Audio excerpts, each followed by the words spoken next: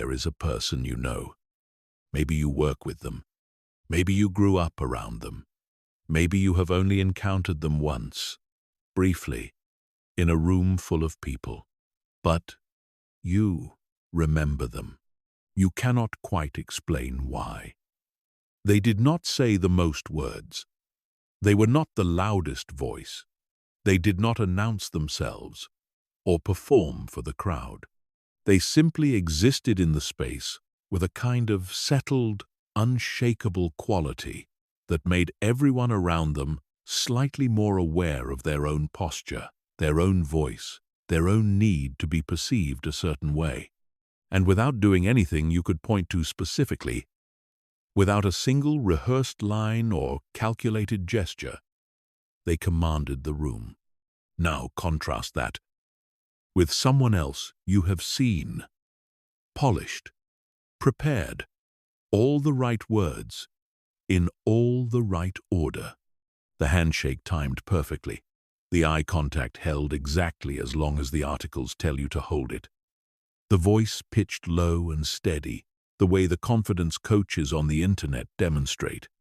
Everything technically correct. And yet, something was off. Something in you recognized, without being able to name it, that you were watching a performance. And the moment you sensed the performance, the respect evaporated. This is the paradox that almost nobody in the self-help world wants to confront honestly. The very act of trying to appear confident is what destroys confidence. The techniques do not work the way they promise to work. The poses, the scripts, the frameworks for commanding a room, they address the surface while leaving the root entirely untouched. And the root is the only thing that matters. What follows is not a collection of tips. It is not a system for projecting authority or manufacturing presence. It is an unflinching examination of what genuine confidence actually is, where it actually comes from, why certain people possess it without effort, and why the majority of people who spend their lives chasing it never close the gap. The answers are not comfortable, but they are real. And if you are willing to sit with them honestly, they will change the way you understand yourself and every person you will ever encounter. Chapter 1. What confidence actually is. Almost every conversation about confidence begins in the wrong place. It begins with behavior, how you walk, how you talk, how you hold yourself, how you fill a room. The assumption baked into every confidence seminar, every viral thread on social dominance, every YouTube tutorial on commanding respect, is that confidence is something you do, a set of actions, a performance that, performed consistently enough, eventually becomes real. The entire industry is built on this assumption, and the entire industry is built on sand. Confidence is not a behavior. It is not a skill set. It is not something you can acquire through repetition of external habits, the way you might build a physical skill. Confidence, in its genuine form, is a relationship. Specifically, it is the relationship you have with yourself, how settled you are in your own identity, how little you need the outside world to confirm your worth, how willing you are to exist fully in any situation without needing that situation to go a particular way in order for you to feel okay. This is not a semantic distinction. It is the difference between a house built on bedrock and a house built on the appearance of bedrock. They may look identical on a clear day, but introduce any real pressure, and you will know immediately which is which. The confusion between genuine confidence and performed confidence runs so deep that most people cannot feel the difference in themselves. They have been so thoroughly trained by the cultural conversation around confidence, which is almost entirely about behavior modification, that they have lost contact with what the internal experience of genuine confidence would even feel like. So they chase the behaviors. They hold eye contact until it becomes an act of aggression rather than an expression of ease. They practice the slow, deliberate speech patterns of people they admire without understanding that those people speak slowly because they are genuinely unhurried, not because they have decided to speak slowly. They stand in the power pose in the bathroom before the meeting, manufacturing a hormonal surge that lasts 12 minutes and leaves them exactly where they started. Here is what the research actually tells us, and more importantly, what lived experience confirms for anyone willing to look clearly. The people who command the most respect do not think about commanding respect. They are not running a background process that monitors how they are being received and adjusts their behavior accordingly. That process, the monitoring, the adjusting, the constant low-level calculation of how you are landing, is the very thing that undermines presence. Because presence, real presence, is what happens when that process goes quiet. When you are simply in the room, fully, without a part of your attention peeled off to manage your image. Think about the most compelling people you have ever encountered. Not the most polished, not the most technically skilled at social performance, but the ones who left you with the genuine sense that you had been near someone real. Were they performing? Were they managing an impression? Or were they simply, undeniably, completely themselves? The answer, almost universally, is the latter. And the quality that made them magnetic was not something they possessed in addition to themselves. It was just themselves, without dilution, without apology, without the constant interior noise of people who are not sure they are enough. This is what genuine confidence is, the absence of that noise. Not the absence of doubt, confident people doubt. Not the absence of fear, confident people feel fear. Not the absence of imperfection, confident people are imperfect in ways they can name openly without flinching. The absence that defines genuine confidence is the absence of the need for external approval as the operating basis of your existence. When you do not need the room to validate you in order to function, you become, paradoxically, the person the room most wants to validate. This is the inversion that every performance-based approach to confidence misses entirely. The reason the performance fails is not that it is unconvincing. Sometimes the performance is very convincing. The reason it fails is that it reinforces the very wound it is trying to treat. Every time you modify your behavior to manage what someone else thinks of you, you send a signal to the deepest part of yourself that your natural state is not sufficient. You chisel a little deeper into the foundation of your own self-trust. You become more dependent on the performance, not less. And the people who are paying attention, the genuinely perceptive ones, the ones whose respect actually matters, can feel this dependency even when they cannot articulate why. What you are building toward, and what this script will explore with precision, is not a better performance. It is the systematic dismantling of the need to perform at all.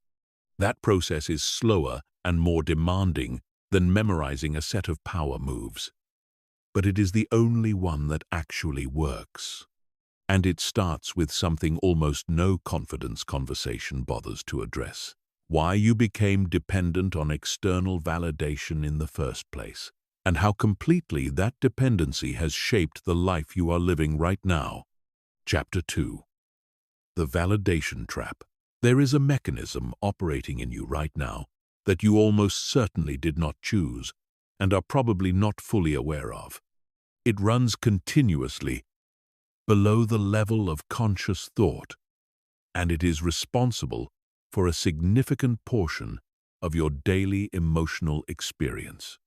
It monitors the reactions of the people around you, their expressions, their tone, their body language, the quality of their attention, and it interprets those signals as data about your worth. When the signals are positive, it releases a small dose of relief. When the signals are neutral or negative, it releases a small dose of alarm. This mechanism is so embedded in the normal texture of social experience that most people never notice it operating. They just feel vaguely good when they sense approval and vaguely anxious when they do not. And they attribute this to personality, to circumstance, to the natural rhythms of social interaction. They do not recognize it as a trap, but that is exactly what it is. The psychological term for this mechanism is external locus of validation, and the research on it is unambiguous. People who derive their sense of self-worth primarily from external sources, from the approval, admiration, and positive regard of others, are consistently more anxious, more reactive, more emotionally volatile, and less satisfied with their lives than people who have developed an internal standard for self-evaluation. This is not a marginal finding. The correlation is robust, and it holds across cultures, age groups, and social contexts. External validation is, in the truest sense of the word, addictive. It provides a real but brief and unreliable relief from the underlying anxiety of not being sure you are enough. And like any addiction, each dose is followed by the need for another, while the underlying condition that made you reach for it in the first place remains untreated and grows. What most people do not understand is that this dependency did not develop because of a character flaw. It developed because you were human and young in an environment where the love, safety, and resources you needed to survive were conditional, not necessarily dramatically so, not necessarily through cruelty or neglect, but conditionally enough that some part of your nervous system learned that how you were perceived by others was a matter of genuine importance. Children who receive love and approval in response to certain performances being good, being smart, being likable, being impressive, learn that approval is something you earn through behavior, and the part of the brain responsible for survival cannot afford to treat that lesson casually. By the time you are an adult, this lesson has been running for so long that it feels like personality. You think you are naturally someone who cares what others think. You think your sensitivity to social feedback is just a feature of who you are. But it is not who you are.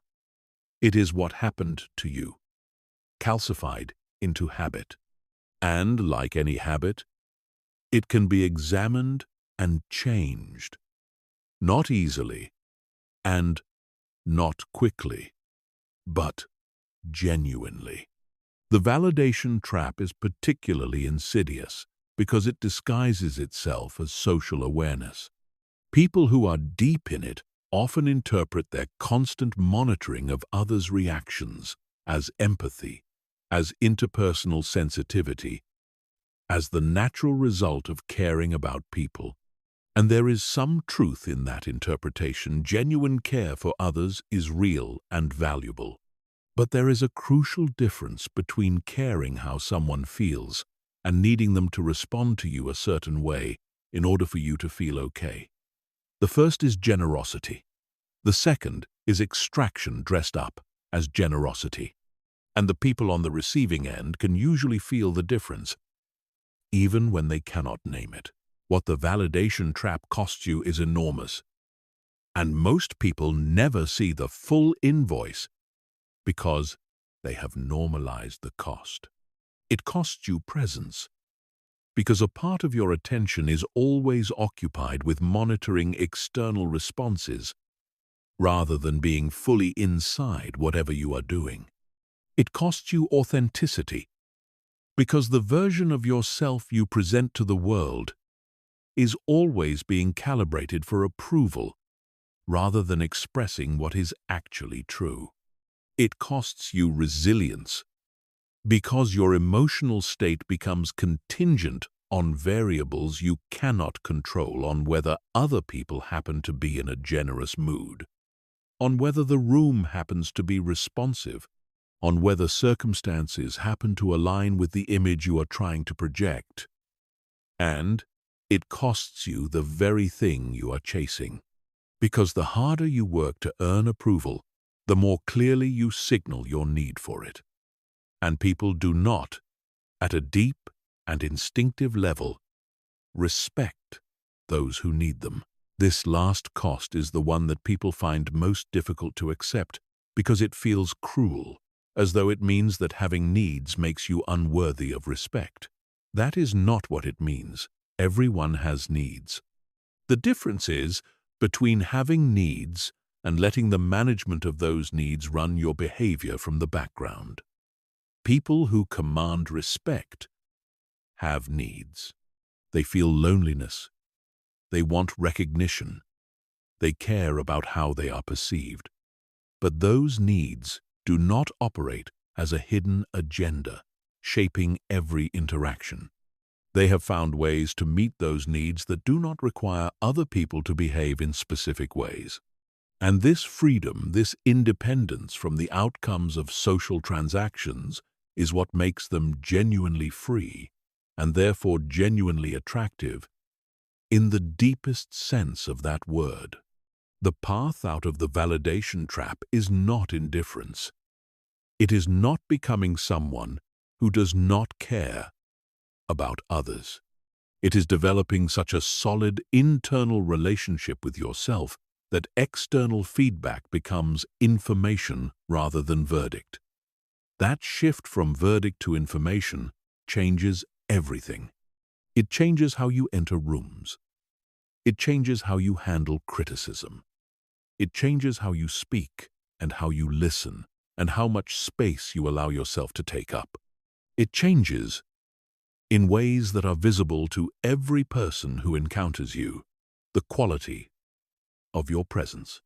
And it begins with understanding, at a level deeper than intellectual agreement, that your worth is not something other people have the power to assign. Chapter 3. The Neuroscience of Presence.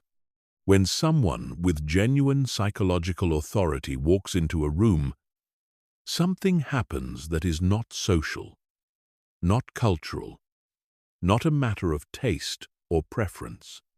Something happens neurologically in you and in everyone else present.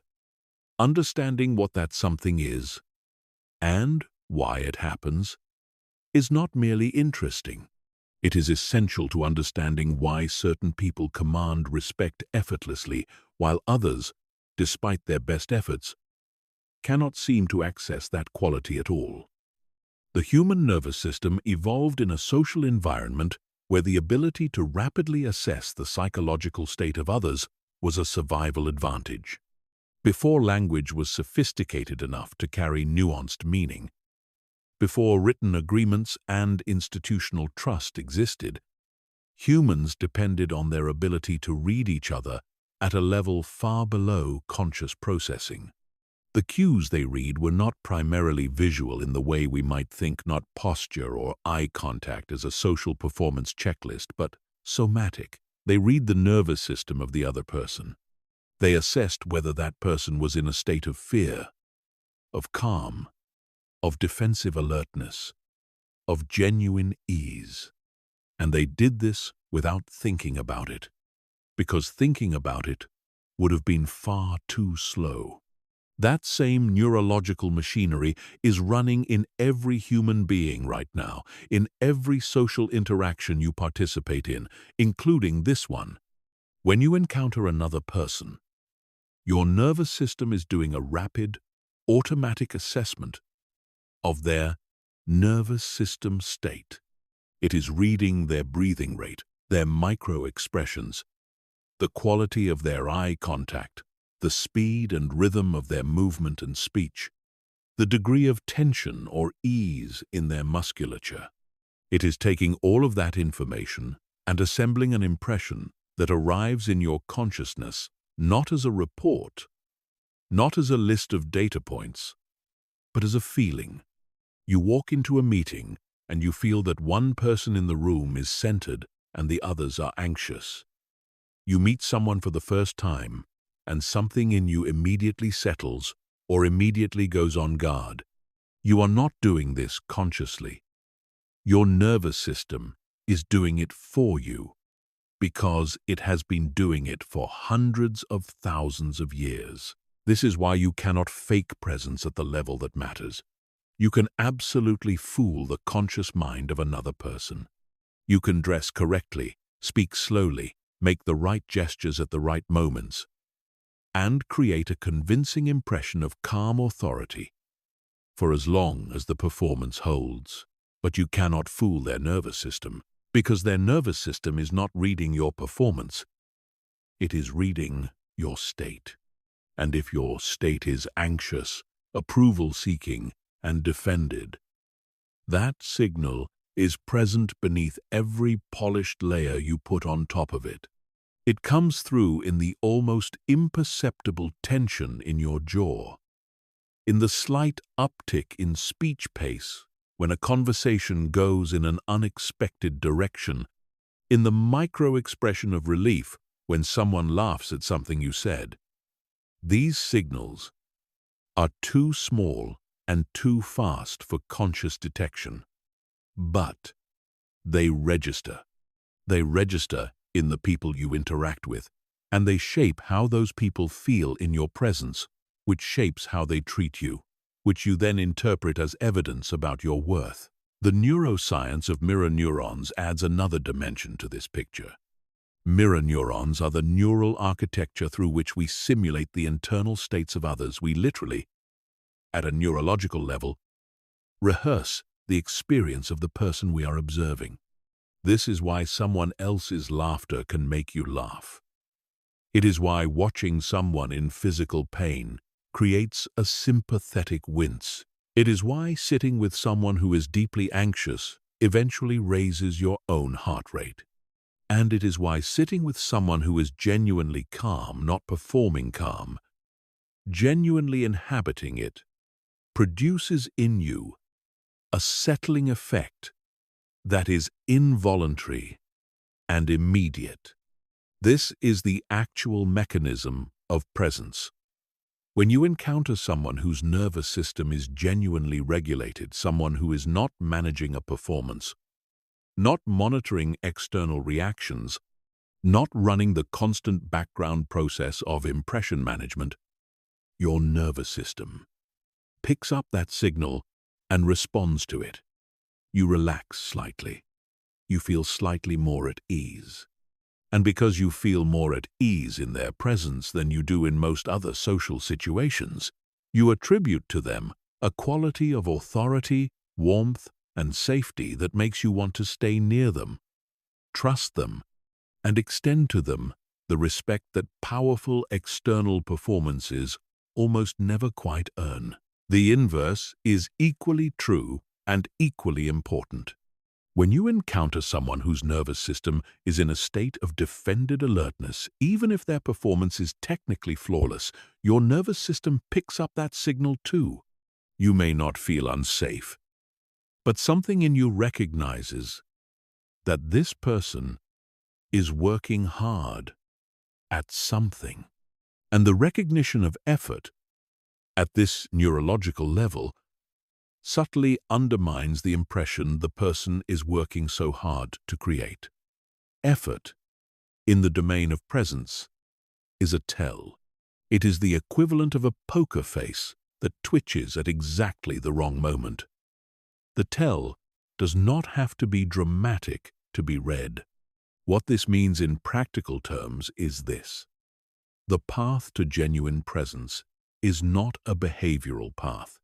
It is a physiological and psychological path. It runs through the actual regulation of your nervous system, through practices that build genuine calm rather than performed calm, through the development of actual security rather than the appearance of security, through the slow and unglamorous work of changing your internal relationship with threat, uncertainty, and disapproval. When you genuinely stop treating other people's opinions as verdicts on your worth, your nervous system stops generating the threat response that disapproval used to trigger. And when that threat response quiets, everything changes. Your voice slows naturally. Your eye contact becomes easy rather than effortful. Your body stops holding the subtle tension of someone who is waiting to be found out. You become the kind of person whose arrival other people's nervous systems notice and respond to, not because you have mastered a set of techniques, but because you have become, in the most literal neurological sense, someone whose presence feels different from the noise. Chapter 4. Identity before action. There is a question that separates the way genuinely confident people think from the way everyone else thinks. And it is not the question you would expect. It is not "what should I do?" which is the question almost everyone is asking in almost every situation. It is not "how should I respond?" or "what is the right move?" or "how will this be received?" The question that genuinely confident people are consciously or not operating from is simpler and more foundational than any of those. The question is, who am I? And what does someone like me do here? Not as a performance of identity, but as a genuine consultation with a stable internal self that exists independent of context, independent of the reactions of others, independent of whether this particular situation is going well or badly. This distinction, identity before action, is the internal architecture that makes confident behavior possible without it being performed. When your sense of who you are is stable and rooted, behavior flows from it naturally, the way water flows downhill. You do not have to decide whether to be direct, because directness is part of who you are, and it simply expresses itself. You do not have to decide whether to hold your position under pressure, because your position is grounded in your values rather than in the hope that people will agree with you, and your values do not renegotiate themselves when someone pushes back.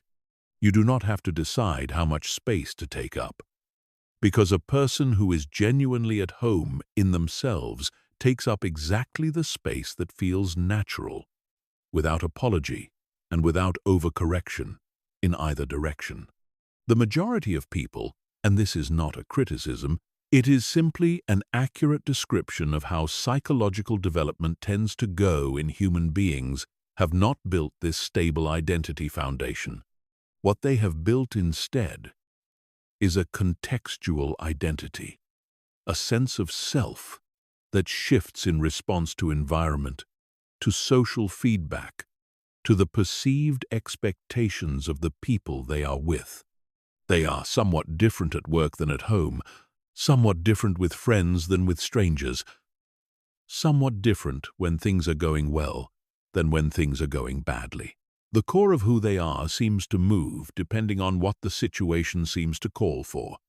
And while some degree of social adaptability is healthy and necessary, the deep contextual shifting I am describing is different in kind, not in degree. It is not adapting your communication style to an audience. It is not having a version of yourself that fits available. It is the absence of a center that holds, regardless of what the context demands. The psychological roots of this unstable identity go deep and are well documented. Children who grow up in environments where love and acceptance were contingent on performance, on being good enough, likable enough, impressive enough, compliant enough, learn at a formative level that who you are is something you demonstrate rather than something you simply are. The identity becomes a project. It becomes something you construct and maintain and defend. rather than something you inhabit with ease. And once that pattern is established, it tends to perpetuate itself, because every time you receive positive feedback in response to a performance of identity, you reinforce the idea that the performance is what earns the acceptance rather than the self beneath it. The internal life of someone who has built a stable identity is qualitatively different from what most people experience in their social interactions, and the difference is worth examining in detail. When someone with a grounded identity encounters criticism, their first response is not defense, it is not hurt. It is a genuine internal question: is this true? They can ask that question calmly, because their sense of self is not on trial. The criticism is being evaluated, not the whole edifice of who they are. If the criticism is accurate, they can acknowledge it and integrate it without drama. If it is inaccurate or unfair, they can dismiss it without bitterness. Because the criticism did not land as an attack on their worth, it landed as information. And information does not require a defense. When someone with a grounded identity encounters uncertainty, they do not need to resolve the uncertainty as quickly as possible in order to feel safe. They can sit with not knowing. They can make decisions in the presence of incomplete information without the anxious urgency that uncertainty typically produces in people whose internal stability depends on external control.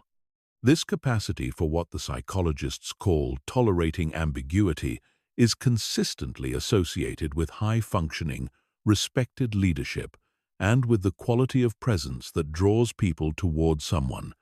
Because certainty in an uncertain world is almost always a performance. And what most people actually need and respond to is someone who is honest about what they do not know, while remaining settled in who they are. When someone with a grounded identity encounters rejection, whether social, professional, or romantic, they feel it. Let this be clear. A grounded identity is not an anesthetic. They feel the sting of rejection the way any human being feels it. Because rejection is a social pain signal, and social pain signals are as neurologically real as physical pain. What does not happen to them is the catastrophizing extension. The leap from "I was rejected in this situation" to "I am fundamentally unworthy of belonging." That leap, which for many people happens so quickly it feels like a single experience rather than a two-step process, is the product of an unstable identity, one that takes the outcome of external situations as direct evidence about internal worth. When the identity is stable, the rejection hurts, and then the signal settles. It does not echo. It does not compound. It does not metastasize into a generalized story about not being enough. Building a stable identity is not a matter of convincing yourself you are better than you think you are. Affirmation-based approaches to confidence fail for exactly this reason. They are trying to install a belief from the outside in, when the actual work is structural and runs from the inside out. A stable identity is built through three things: clarity, consistency, and the accumulated evidence of your own reliability to yourself. Clarity is knowing what you actually value, not what you have been told to value or what would be socially impressive to value, but what genuinely matters to you when you are being completely honest. Consistency is behaving in accordance with those values repeatedly over time, especially when it is inconvenient or uncomfortable to do so.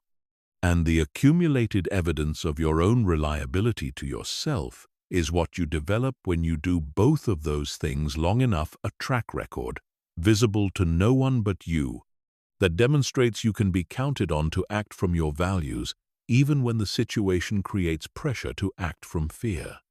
When that track record exists, you know something about yourself that no one else's opinion can touch, and that knowledge is the bedrock of genuine confidence. Chapter 5. The body doesn't lie. There is a version of the mind-body connection that has been thoroughly commodified and distorted by the confidence industry, and it is worth clearing the distortion before getting to what is actually true and useful. The version that has been commodified goes roughly like this. Your body can trick your brain into feeling confident by adopting confident postures. And if you hold those postures long enough, the confidence becomes real. This is the power pose hypothesis. The idea that physical expansion changes your hormonal profile in ways that cascade into genuine psychological confidence. The original research supporting this hypothesis has largely failed to replicate. The effect, to the extent it exists at all, is small, brief, and dependent on conditions that rarely hold in actual high-stakes social situations. But more fundamentally, the approach is backwards.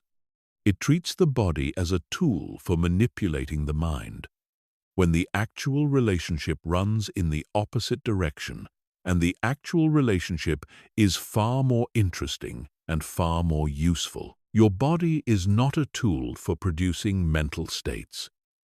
Your body is an expression of mental states. More precisely, it is an expression of your nervous system state, which reflects the cumulative history of your psychological experience in a way that is both deeply accurate and nearly impossible to selectively falsify. The tension you carry in your shoulders, the quality of your breathing, the speed at which you speak, the degree of fluidity or rigidity in your movement, these are not choices you make in the moment. They are the physical residue of patterns that have been building since before you had language.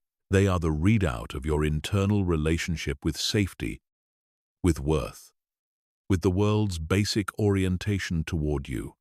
This is why the body matters so much in the psychology of confidence and social respect, and why it matters in a way that is almost the exact opposite of what the confidence industry suggests. The work is not to use the body to manufacture psychological states. The work is to resolve the psychological states that are currently being expressed through the body and then let the body change as a consequence. The sequence is internal first, external second. Always. Consider what the body of a genuinely confident person actually looks like. Not in the static, posed sense that the confidence tutorials demonstrate, but in motion, in conversation, in the dynamic texture of real social interaction. It is not necessarily expansive. It is not necessarily taking up maximum physical space. What it is, consistently and across enormous individual variation in personality and style, is unconstricted. The breath moves freely. The movement is neither hurried nor performed. Slow. The face responds to what is actually happening rather than maintaining a managed expression. The eyes do not work. They simply land where they land, rest where they rest, without the calculating quality of someone who has read that eye contact held for exactly the right number of seconds signals dominance. The entire physical presentation has the quality of someone who is not thinking about how they appear, because they have no pressing need to appear a particular way. Now consider what the body of someone who is performing confidence actually looks like, to those who are paying close attention. The stillness is slightly too deliberate. It has the quality of suppression rather than ease. The voice is slightly too controlled. The pace is managed in a way that real ease does not require management. The eye contact is held a beat too long or broken a beat too soon, because it is being calculated rather than felt. The posture is correct in the way that a photograph of the right posture is correct. but it lacks the alive, responsive quality of someone who is simply inhabiting their own body without self-consciousness. And underneath all of it, if you are perceptive enough, there is the faint quality of effort, the barely perceptible strain of a person who is maintaining something rather than simply being something. The somatic experience of genuine confidence is worth spending time with, because it is likely unfamiliar to people who have been in performance mode for most of their social lives. It feels like softness in places that are usually held. It feels like breath that moves all the way down into the belly rather than catching in the chest. It feels like a slight slowing of the interior pace. The interior monologue quiets, or at least becomes less frantic, because there is less to manage. There is a quality of being at home in your own body that is difficult to describe precisely but immediately recognizable once experienced, because it is so different from the constant low-grade physical tension of someone who is monitoring external reactions and adjusting their presentation accordingly. The nervous system is the mechanism that links the psychological to the physical, and understanding it even at a basic level is enormously clarifying. The autonomic nervous system operates through two primary modes: the sympathetic mode, which is the threat response, the system that mobilizes you for fight, flight, or freeze, and the parasympathetic mode, which is the rest and connect state, the condition of genuine ease and openness. Most people in most social situations, particularly high-stakes social situations, are operating in some degree of sympathetic activation. Their nervous system has tagged the social environment as containing potential threat, the threat of rejection, of humiliation, of not being enough, and is responding accordingly. The physical correlates of this activation are subtle in socially sophisticated adults, but they are present. Elevated muscle tension, slightly elevated heart rate, slightly elevated speech pace, a narrowing of peripheral attention, a reduction in the spontaneity and fluidity of expression. The people who command respect effortlessly are, in these same situations, operating in or near parasympathetic mode, not because they are not perceiving the social situation accurately, not because they are indifferent to outcomes, but because the social situation does not register as a threat. The possibility that others might think less of them, that the interaction might go badly, that they might be judged unfavorably, these possibilities exist in their awareness, but they do not activate the threat response, because they have developed through genuine psychological work, rather than through technique, a relationship with those possibilities that does not require them to be avoided at all costs. The outcome of the interaction matters to them, but their well-being is not contingent on it. And that independence, that parasympathetic ease in the face of genuine social uncertainty, is what their bodies broadcast. It is what other people's nervous systems pick up. And it is what creates the experience in others of being in the presence of someone substantial, someone grounded, someone who, without demanding it, commands respect. The practical implication is this: work on your nervous system before you work on your behavior. Work on your actual relationship with uncertainty, rejection, and disapproval before you work on how you hold your body or how you modulate your voice. Not because behavior does not matter, it does, but because behavior that flows from a regulated nervous system is categorically different from behavior that is imposed on top of a dysregulated one. The former feels like a person. The latter, no matter how polished, feels like a presentation. And in the economy of human respect, the difference is everything. Chapter 6. Status, dominance, and the difference between respect and fear.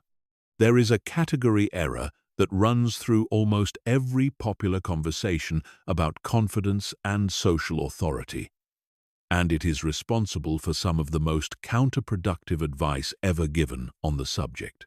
The error is treating respect and fear as though they occupy a continuum, as though the path to being respected runs through some degree of being feared, as though authority is simply dominance that has been refined and made palatable. This error is everywhere. It shows up in the advice to be more aggressive in negotiations, to never apologize, to hold eye contact past the point of comfort, to speak less and let silence do the work of intimidation. All of this advice conflates two fundamentally different social phenomena, and confusing them does not make you more respected. It makes you someone people manage rather than someone people trust. Fear and respect are not points on the same spectrum. They are entirely different neurological and psychological experiences that produce entirely different social dynamics. Fear is a threat response. When someone fears you, their nervous system has tagged you as a source of potential harm, and their behavior in your presence is organized around threat management, around not triggering whatever it is that makes you dangerous, around reducing the surface area of vulnerability they expose to you, around compliance as a survival strategy. People who are feared are obeyed in the short term and avoided, undermined, or actively worked against the moment the threat is removed. The respect that fear generates is not respect at all. It is performance of respect, a mimicry of deference designed to minimize harm. It is deeply unstable, entirely contingent on the maintenance of the threat, and corrosive to every relationship and environment it touches. Genuine respect is something categorically different. It is a voluntary attribution of worth. When someone genuinely respects you, their behavior in your presence is not organized around threat management. It is organized around the recognition that you bring something real to the interaction, that your judgment is worth weighing, that your character is reliable in ways that matter. Genuine respect is stable in a way that fear compliance never is, because it does not depend on the maintenance of a threat. It persists in your absence. It extends to contexts where you have no power. It generates loyalty, advocacy, and the kind of social trust that actually compounds over time into influence. The psychological signature of someone who commands genuine respect is precisely the opposite of what the dominance framework suggests. Genuine respect is commanded not by those who make others feel small, but by those who make others feel seen. Not by those who withhold approval as a power move, but by those who extend genuine recognition without needing anything in return for it. Not by those who never apologize, but by those whose apologies, when they come, carry the full weight of accountability rather than the hollow form of social ritual. The people who are most deeply respected are almost universally people who have made others feel that they are genuinely regarded, that they are not props in someone else's status performance, but actual human beings whose presence matters. This is the mechanism that most people who chase status through dominance never understand. Status in human social groups is not primarily assigned based on who can most convincingly project superiority. It is assigned based on who contributes most reliably to the group's functioning and well-being. The research on status hierarchies in social groups consistently shows that the individuals who attain the highest sustainable status are those who combine competence with generosity, those who have genuine capability and use it in ways that benefit others. The pure dominance display, the status claim that is not backed by genuine contribution, generates compliance in the moment and resentment over time. It is status that has to be continuously defended because it was never genuinely earned. This distinction between earned and performed status matters enormously for how we understand the confidence that commands respect.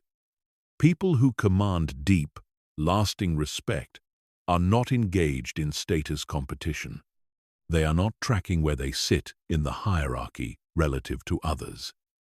They are not calculating whether a particular statement or behavior will raise or lower their perceived social position. These calculations, which consume enormous amounts of cognitive and emotional energy in people who are caught in dominance-based status games, are simply not running in the background for them. And the absence of those calculations is itself a status signal, perhaps the most powerful one available, because the person who is not competing for status is implicitly communicating that they do not need to.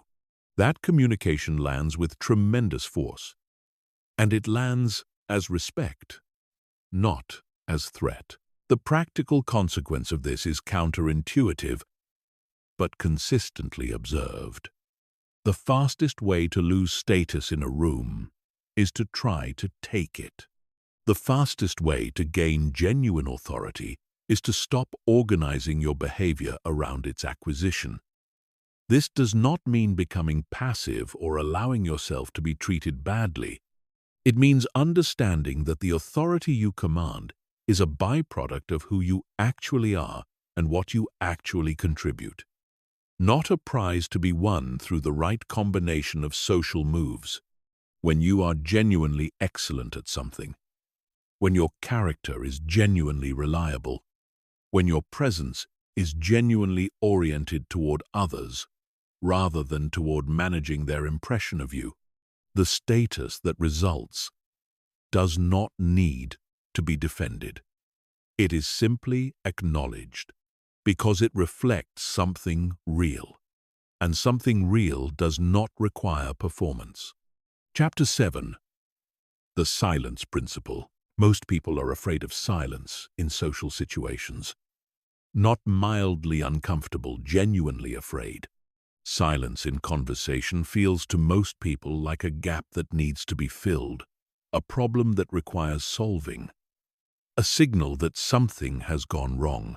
The moment a pause extends past what feels comfortable, most people experience a mild spike of social anxiety and reach reflexively for words, for something to say, for any contribution that fills the gap and restores the flow of interaction. They do this not because they have something they want to say, but because the silence itself has become the problem that needs to be addressed.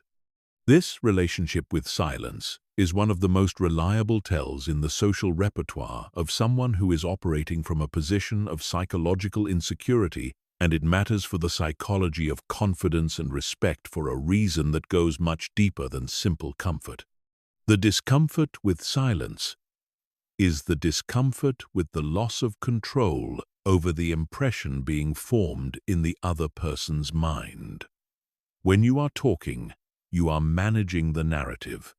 You are supplying the information from which the other person will construct their impression of you. When you are silent, that management stops. The other person is left with whatever they have already observed, and you have no further influence over what they make of it. For someone whose sense of social safety depends on continuous impression management, this is genuinely threatening. And so they speak, not from abundance, but from anxiety, filling the silence with words that often undermine the very impression they are trying to protect. The genuinely confident person has a fundamentally different relationship with silence, and it is worth understanding both the psychological roots of that difference and the social effects it produces. The psychological root is simple. If your sense of worth does not depend on what the other person is currently thinking of you, then what the other person is currently thinking of you is not a matter of acute concern. The silence does not represent a loss of control over a process you needed to control in the first place. It represents a moment in which nothing in particular needs to happen, and therefore a moment in which nothing in particular needs to be said. This ease with the absence of verbal output is one of the most direct and readable expressions of genuine psychological security that exists in social interaction. The social effects of this ease with silence are significant and multi-layered. The most obvious effect is the quality of listening it enables. Someone who is not anxious about silence is not spending the listening portion of a conversation formulating their next contribution. They are not half attending to the other person's words while running a parallel process that prepares a response. They are simply listening fully, with undivided attention, without the low hum of performance anxiety running in the background. And the experience of being genuinely listened to is so rare and so impactful that it creates, in the person being heard, an immediate and powerful positive attribution toward the listener. People do not experience being truly listened to very often. When they do, they remember it. They describe the listener as unusually intelligent, unusually warm, unusually trustworthy. They want to speak with them again. They extend to them almost automatically. A quality of respect that years of talking at people could never earn. A second social effect of comfort with silence is the quality of thought it permits in conversation. People who feel compelled to fill silence rarely give themselves time to think carefully before they speak. They say the first thing that arrives because the silence is the problem, and any words solve the problem. The result is a conversational contribution that is often imprecise, often unnecessary, and often slightly at variance with what the person actually thinks or means. Over time, this pattern creates a social reputation for shallowness or inconsistency that the person may not understand, because from the inside they do not experience themselves as shallow. They experience themselves as someone who is trying hard to keep the conversation going. What they do not see is that the trying hard is the problem.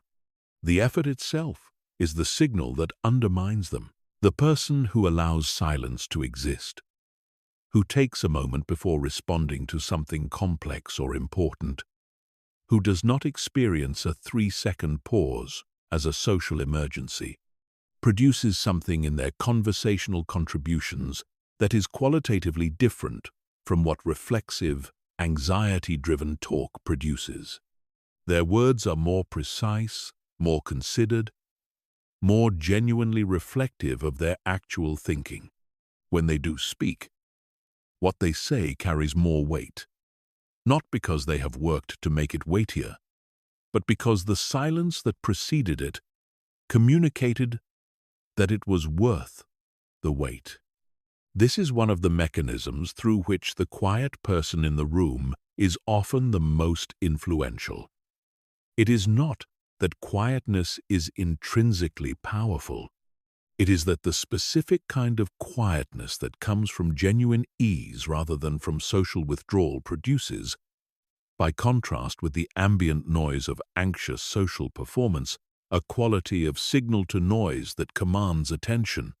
There is also a third effect of silence, comfort that is more subtle but perhaps the most powerful of all. Silence creates space, and space, in social interaction, is a gift that most people never offer and almost everyone is hungry for. Most social environments are saturated with verbal output. Most conversations are dense with speaking, with the anxious filing of every available gap, with the collective, largely unconscious effort to keep the stream of words flowing as though the words themselves are what make the interaction valuable. Into this density, Genuine silence is unusual enough to be remarkable. The person who can sit comfortably in that space, who does not need to fill it, who offers their conversational partner the rare experience of a pause that feels restful rather than awkward.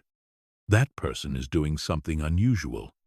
They are creating conditions in which genuine thought, genuine connection, genuine exchange becomes possible.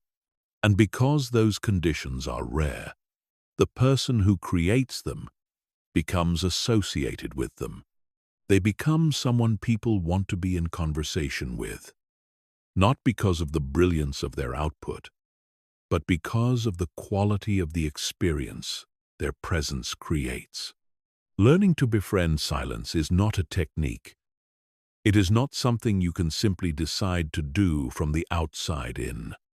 The discomfort with silence will not yield to the instruction to stop filling it.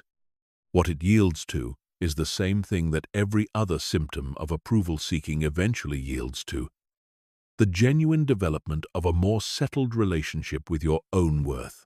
When you are not waiting for the other person to confirm that you are interesting, intelligent, and valuable, you do not need to supply them with continuous evidence in support of that confirmation.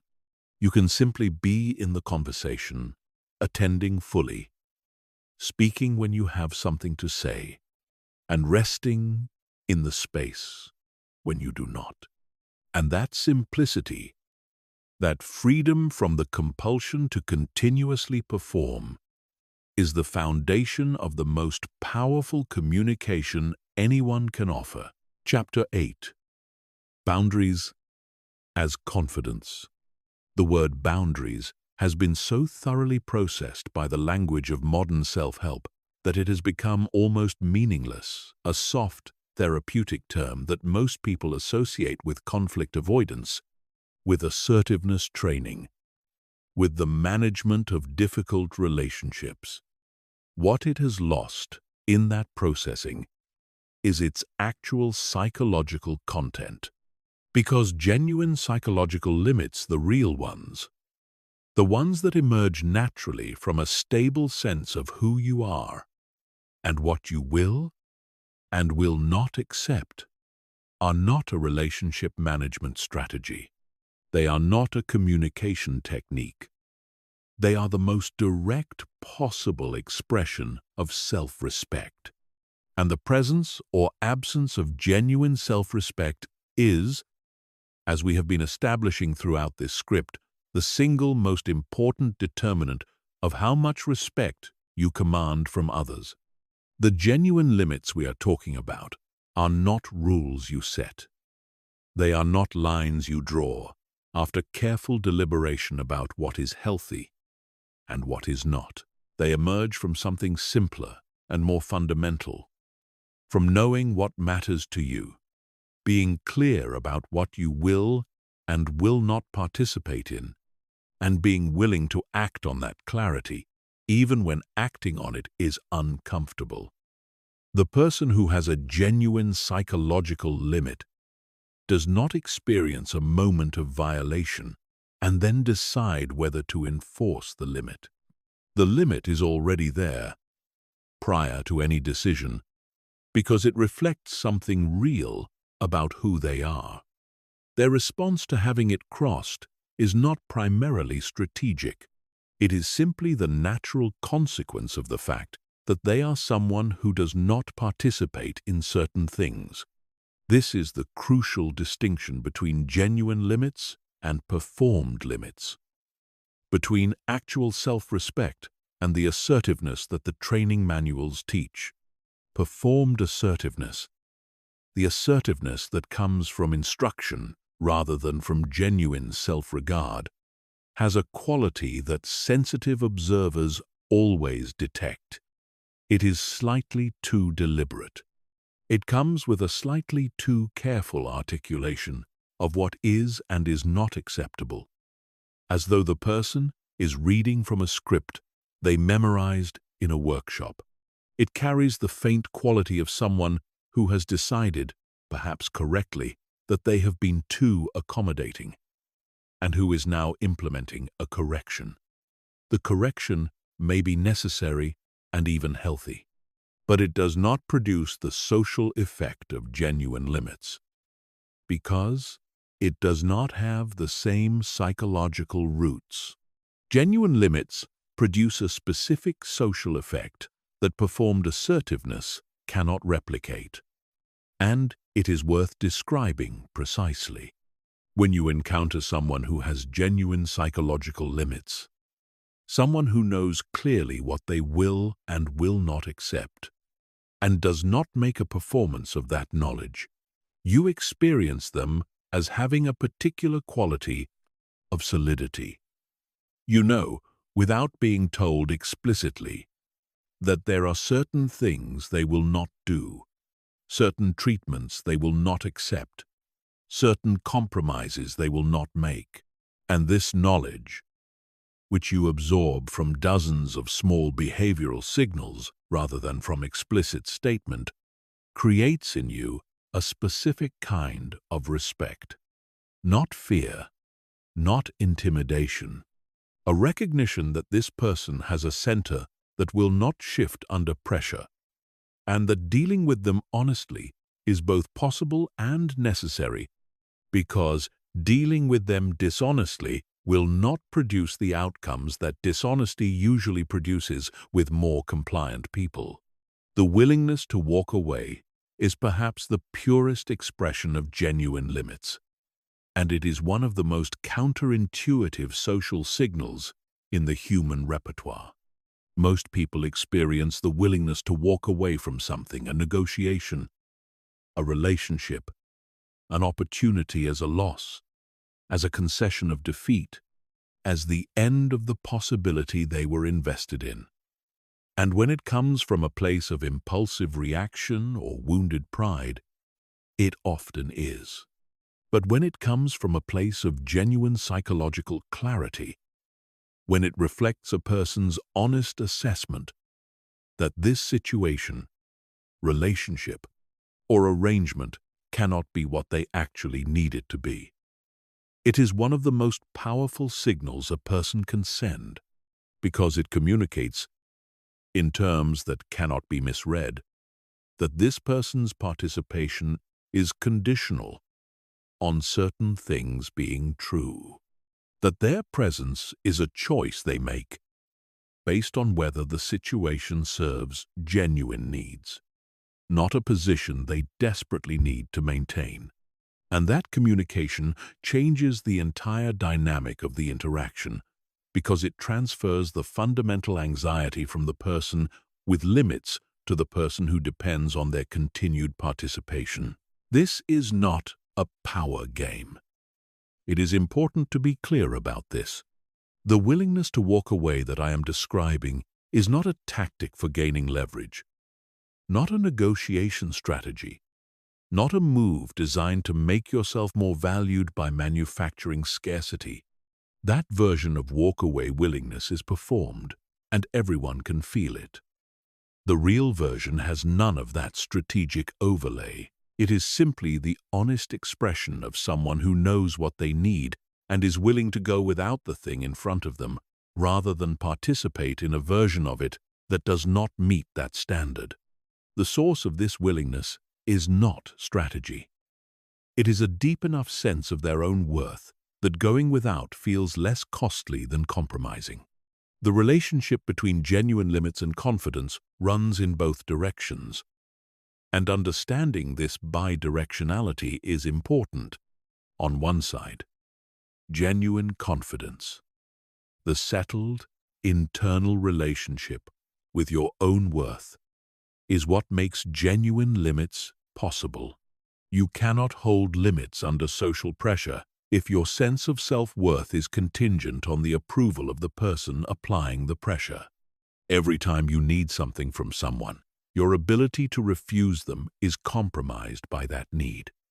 Only a self that does not require their validation can hold its ground when their approval is at stake. On the other side, consistently holding genuine limits, repeatedly acting in accordance with what you actually value, even when it costs something, builds the internal evidence of your own reliability to yourself that genuine confidence rests on. The two things grow together. Every time you hold a limit that mattered, you demonstrate to the part of yourself that is always watching and cataloging your behavior that you can be counted on to treat your own worth seriously. And that demonstration compounds. Chapter 9. The Opinion Problem. There is a phrase that circulates widely enough in the self-help ecosystem to have become almost a cliché. And like most clichés, it contains a truth that its overuse has made it nearly impossible to access. The phrase is, "What other people think of you is none of your business." The reason it has become a cliché is that it sounds exactly right and feels impossible to implement.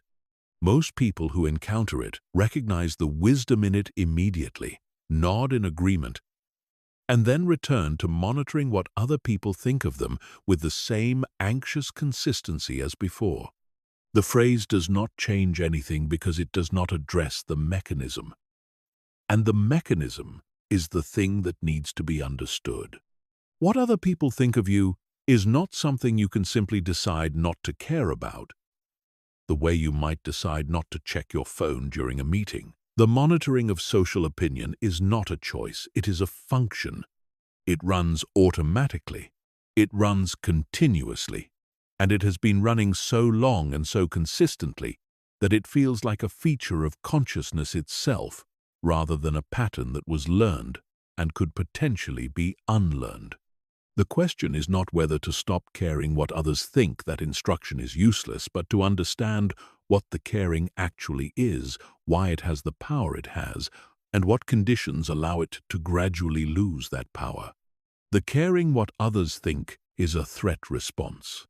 At its root, it is the activation of the same neurological system that responds to physical danger, the same system that accelerates your heartbeat when a car comes too close, the same system that floods your body with cortisol when you perceive that you are under attack.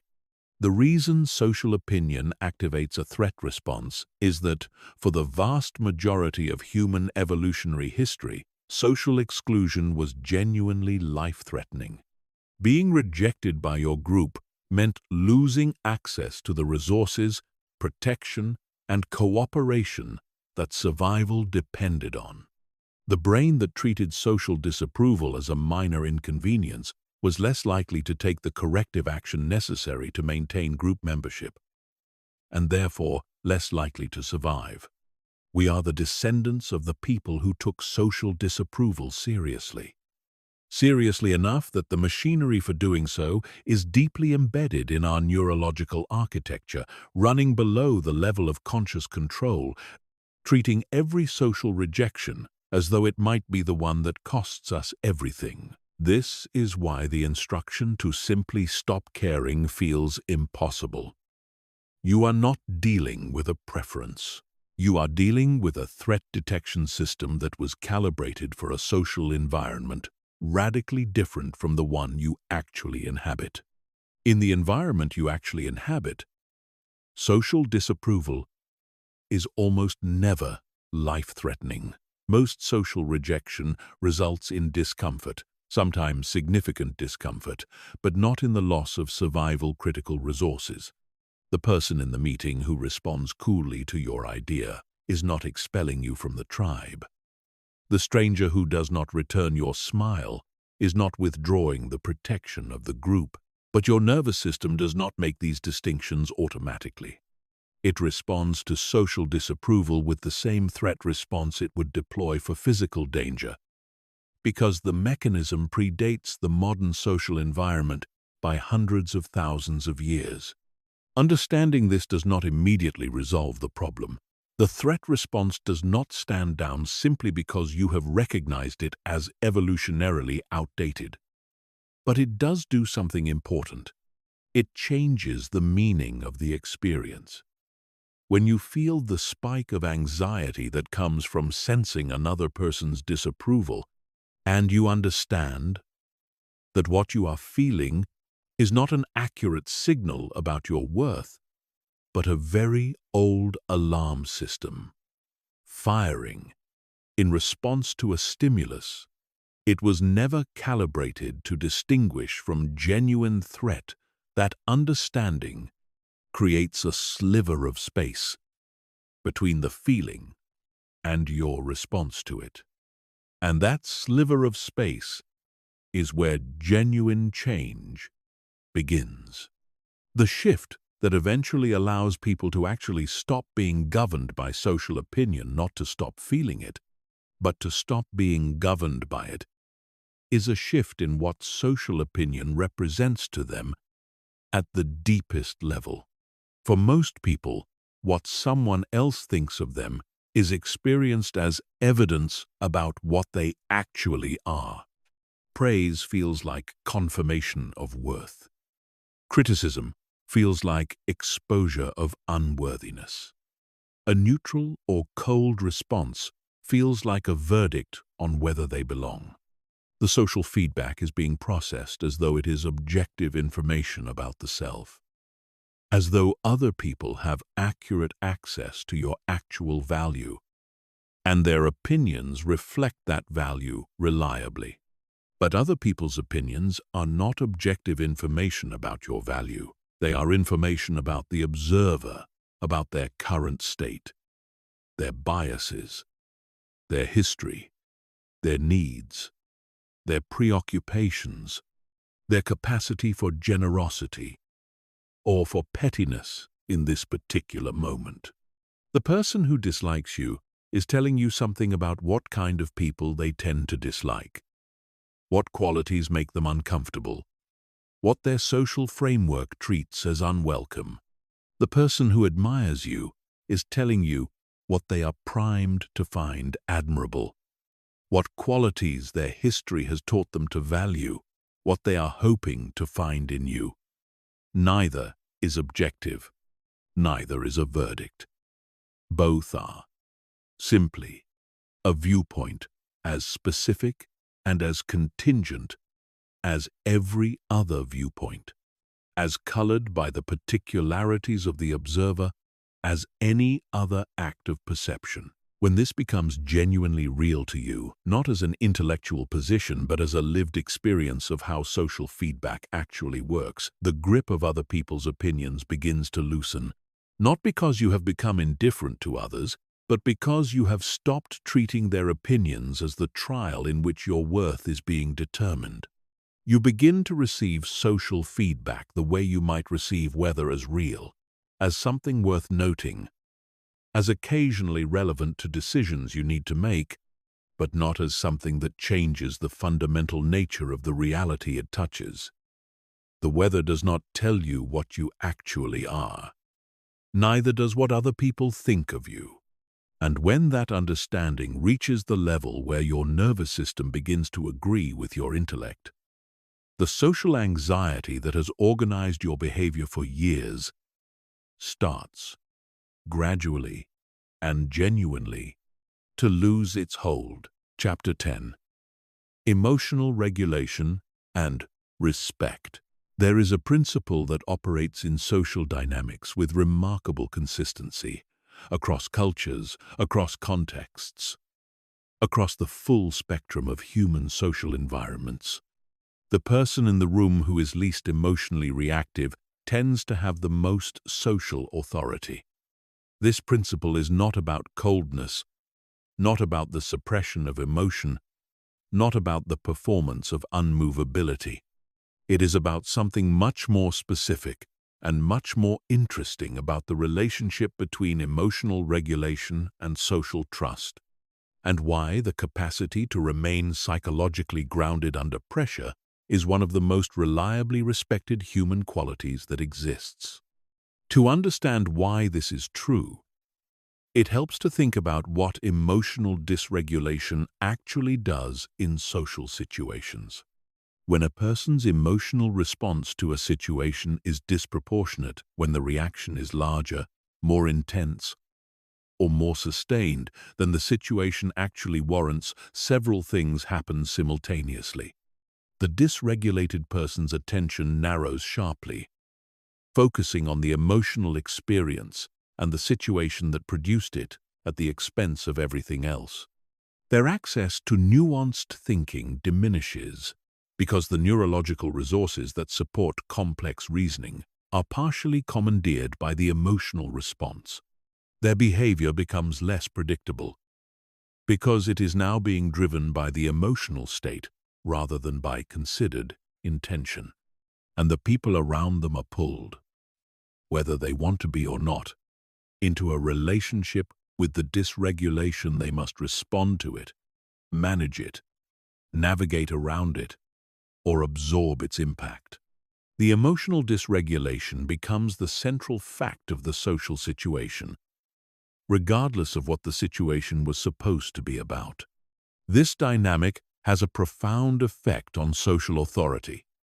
People cannot simultaneously manage their response to your emotional state and genuinely engage with what you are trying to communicate or accomplish. When you are dysregulated, the emotional state becomes the agenda. And when your emotional state consistently becomes the agenda, you lose the authority of someone whose actual thoughts, judgments, and intentions shape the course of events. You become someone who needs to be handled rather than someone who is genuinely directing anything. The handling may be done with care and even affection, but it is a fundamentally different social position from the one occupied by someone whose emotional responses are reliable and proportionate enough that others can simply engage with them rather than managing around them.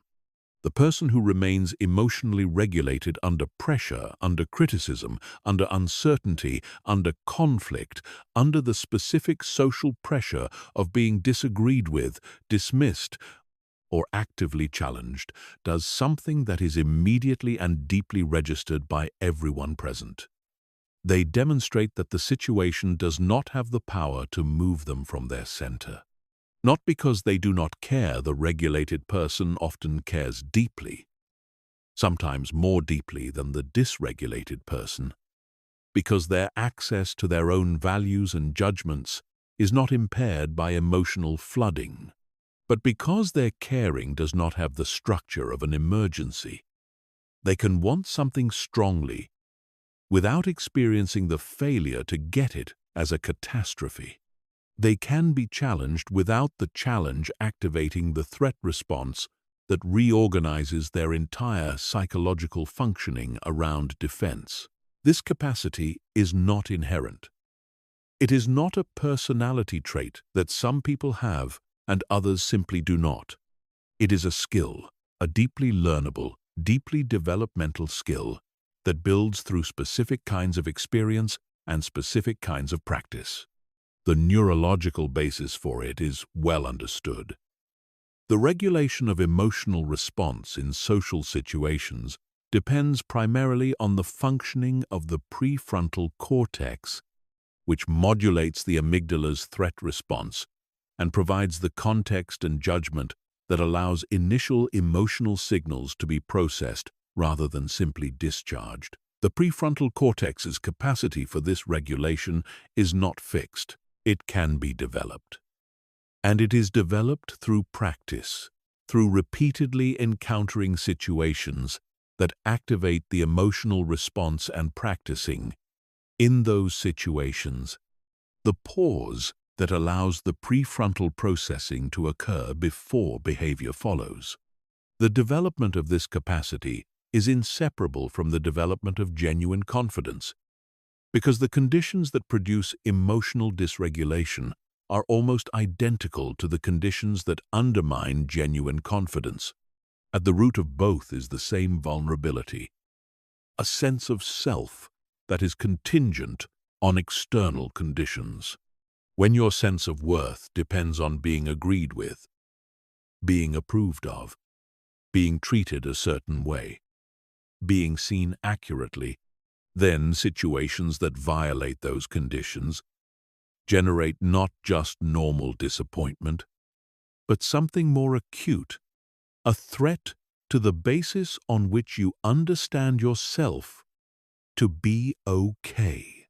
And threats to the basis of your psychological okayness produce threat responses, which produce emotional dysregulation, which produce the loss of social authority we have been examining.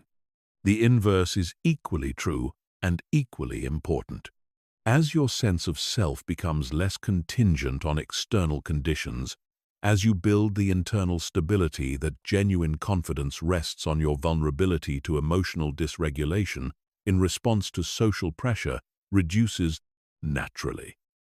Not because you feel less, but because less of what you feel carries the weight of existential threat. Criticism stops feeling like an assault on your fundamental worth and starts feeling like information about how one person perceives one aspect of your output.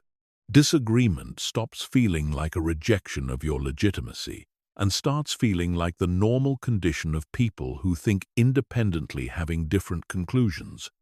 Conflict stops being something to be avoided at significant cost and starts being something to be navigated with whatever combination of firmness and flexibility the actual situation calls for. The social authority that results from this kind of emotional regulation is not the authority of someone who has mastered the performance of calm. It is the authority of someone who genuinely is calm, genuinely able to think clearly, speak precisely, and hold their position without rigidity and without collapse in exactly the situations where other people's emotional flooding has removed those capacities from their disposal. In a room where everyone else is reacting, the person who is responding tends to determine what actually happens. Not because they have claimed leadership, not because they have the highest title or the loudest voice, but because they are the one with the most reliable access to judgment. And judgment, under pressure, is what everyone in the room is silently looking for someone to provide.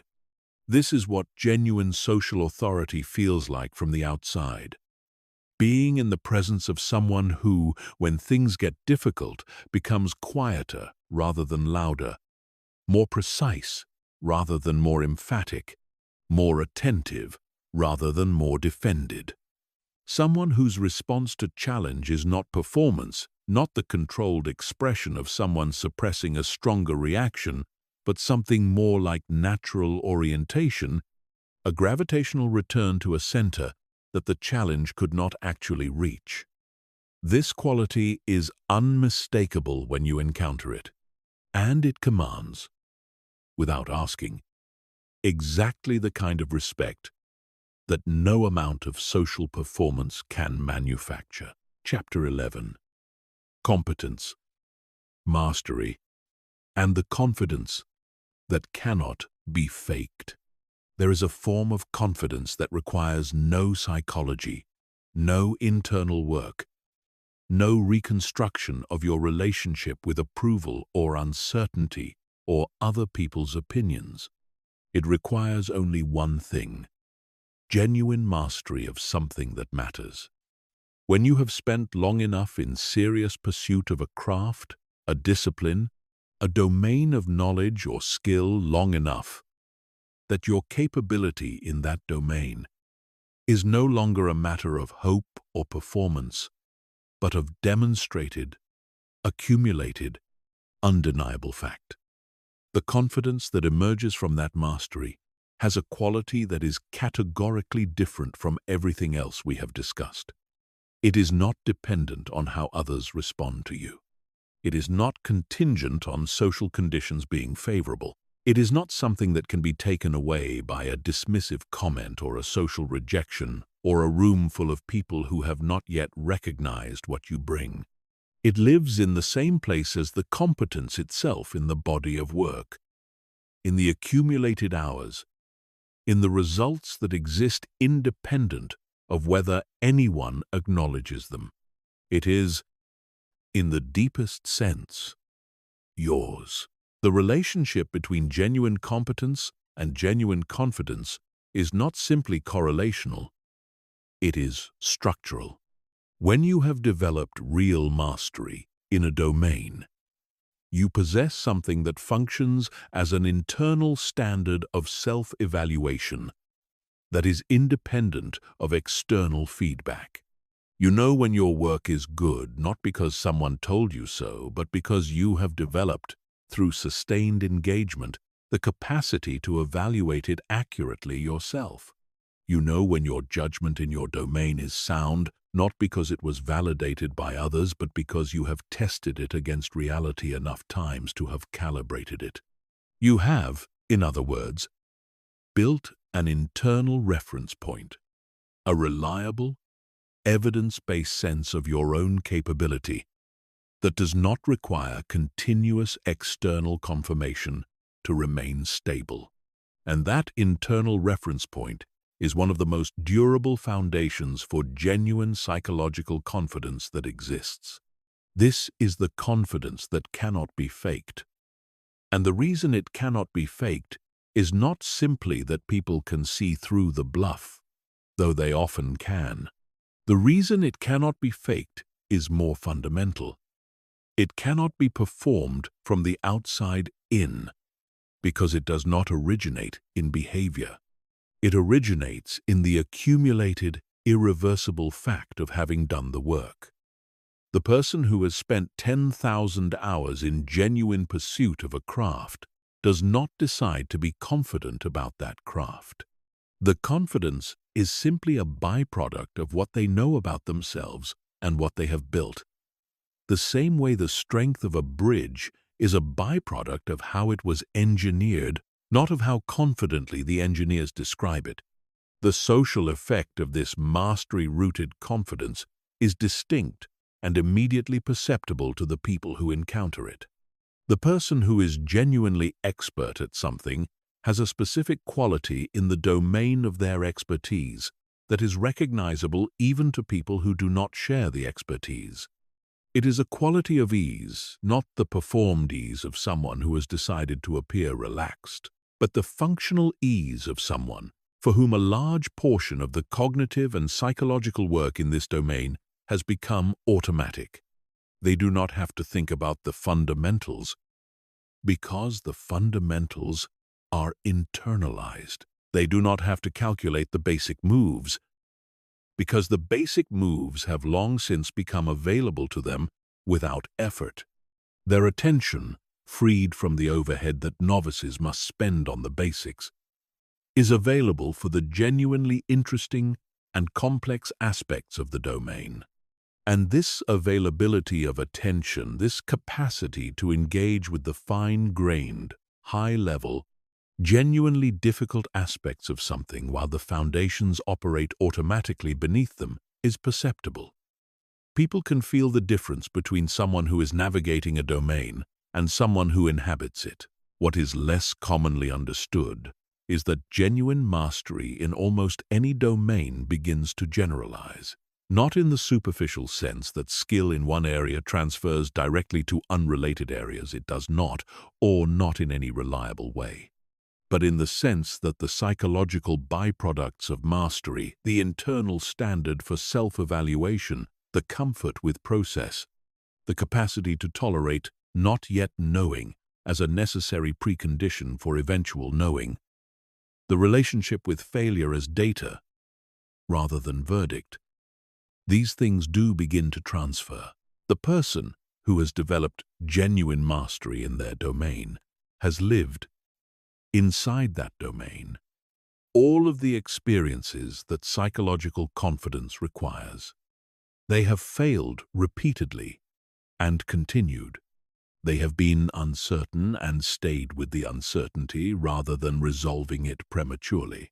They have been worse than others for long periods and trusted that sustained effort would eventually change that. They have produced work they knew was not yet good enough and brought it back to try again. These experiences, accumulated in one domain, build a psychological architecture that begins to shape how the person relates to difficulty, uncertainty, and failure across the full range of their life. This is why genuinely excellent people who have built real mastery in something, often have a quality of presence and confidence that exceeds what you would expect from their explicit skills alone. It is because the mastery has built more than skill. It has built a psychological structure that reflects what sustained, honest effort in service of genuine growth actually does to a person over time. It teaches you, at a level below conceptual understanding, that you can trust yourself to stay with something difficult. That discomfort in the learning curve is not a signal that you are failing, but a feature of the process. That the gap between where you are and where you want to be is not a fixed statement about your ceiling, but a temporary condition that effort changes. These lessons, learned inside a domain through direct experience rather than through instruction, become the bedrock of a confidence that does not need conditions to be favorable in order to hold. The practical implication here is uncomfortable for people who want a psychological shortcut to confidence. And it is worth stating plainly, there is no substitute for this. You cannot think your way to mastery-based confidence. You cannot meditate your way there, or affirm your way there, or reframe your way there. The only path to the specific, deep, unshakable confidence that genuine mastery produces is through the work itself, through the sustained, honest, often unglamorous engagement with something genuinely difficult for long enough that the capability becomes real. This is not a popular message in an environment that sells confidence as something you can acquire in a weekend, but it is an accurate one. And it is ultimately a hopeful one, because it means the confidence you are chasing is not arbitrary or mysterious. It is the direct and predictable consequence of doing something real with genuine commitment for long enough. It waits on the other side of the work. And the work, though demanding, has a direction that nothing else in the pursuit of confidence can offer. Chapter 12. The Approval Detox. If everything we have covered so far is accurate, and the evidence, both empirical and experiential, is overwhelming, that it is then the central practical question is not whether you need to reduce your dependency on external validation. That question has been answered. The question is how. How do you systematically dismantle something that is woven into the architecture of your daily experience, that operates below conscious control, that was built over decades of social conditioning, and that your nervous system has been treating as a survival mechanism? How do you move from understanding the problem intellectually to actually living differently in the full texture of your daily social life? The answer is not a single technique. It is not a set of affirmations to be recited, or a visualization practice, or a morning routine that repositions your mindset before you encounter other people. These approaches fail not because the intentions behind them are wrong, but because they attempt to address a deep structural pattern through surface-level intervention. The approval dependency is not a bad habit like nail-biting or excessive phone use. It is a fundamental organizing principle of your psychological architecture. Dismantling it requires working at the level of that architecture, not at the level of individual behaviors or daily rituals. The first element of genuine dismantling is extended, honest self-observation. Not the self-observation of someone who has decided they need to change and is now monitoring themselves for violations of that decision, but the more neutral, more patient observation of someone who simply wants to understand accurately how the pattern actually operates in them. What are the specific social situations that most reliably activate your approval seeking? Is it situations involving authority figures, Situations where you feel your competence is being evaluated. Situations where you are the new person, the outsider, the one who has not yet established their standing. Situations involving potential romantic interest. Situations where you have said something and are waiting to see how it lands. The pattern is not uniform across all social contexts. It has specific triggers, specific textures, specific behavioral expressions that are personal to you and that you need to know with precision before you can begin to work with them effectively. This observation requires a quality of honesty that most people resist, because the behaviors that emerge from approval seeking are often behaviors that we prefer to explain in more flattering terms. The person who talks too much in groups is not in their own narrative anxiously filling silence to manage social anxiety. They are contributing enthusiastically. They are engaged. They are bringing energy to the conversation.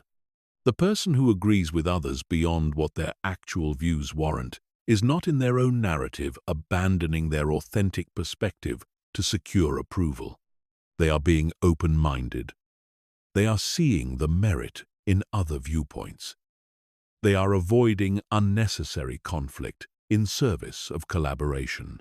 These alternative narratives are not always wrong. Genuine enthusiasm and genuine open-mindedness are real things, but they can also be covers for approval seeking that the person does not want to see clearly in themselves.